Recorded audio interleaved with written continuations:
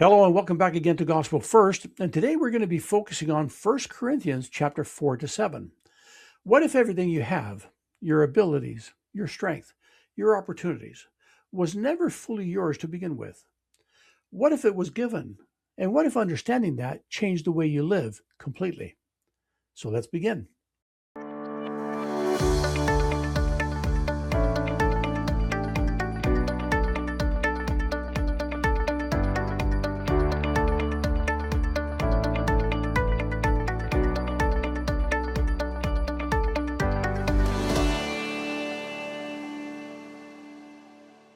In 1 Corinthians chapter 4, verse 7 is where Paul shifts from unity to humility. And he asks a question that cuts straight to the heart. What do you have that you did not receive? So let's make this simple and clear. Everything you have has been given. Nothing about your life is truly self-made. And when you understand that, it leads to humility. Because pride says, I learned this, but truth says, I received this. Then Paul addresses something that we all struggle with, conflict. In Corinth, believers were taking each other to court, fighting publicly, trying to prove who was right. And Paul steps in and says, this is not how this should look. I remember a situation where two people were in a serious disagreement. Both had valid points. Both felt justified. And both kept saying the same thing. Am I right? But nothing was changing. Then one of them paused and said, maybe the real question isn't who's right, but what's right. Well, that moment shifted everything, because instead of defending themselves, they chose humility. And that's when the relationship started to heal. So what's the principle? When pride increases, unity decreases. When humility enters, restoration begins. Now, Paul brings us to one of the most powerful truths in this passage. You are not your own. You were bought at a price.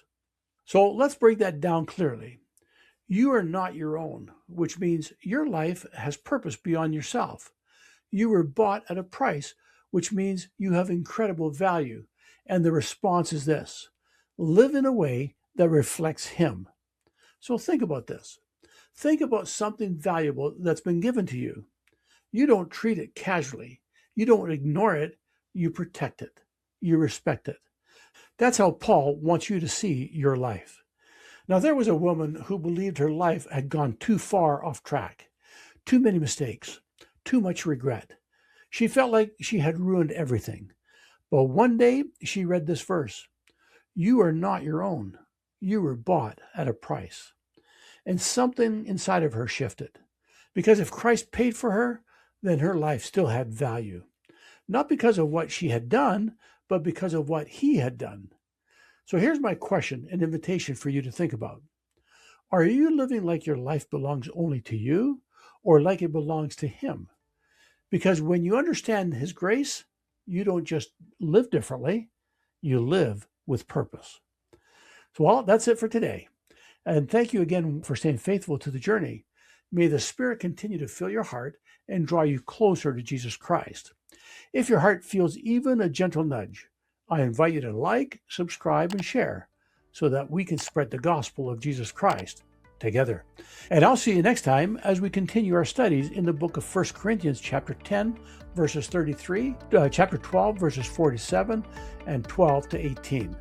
Until then, God bless.